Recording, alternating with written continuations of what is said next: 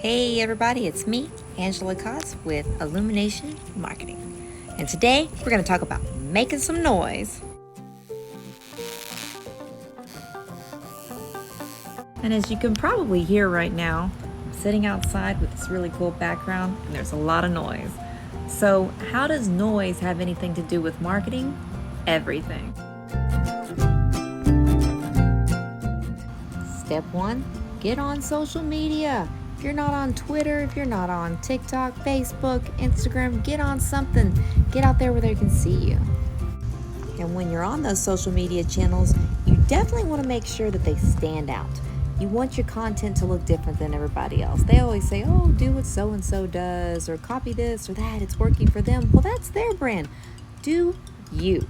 Find out what makes you stand out. Because if you're not trending, you're simply blending.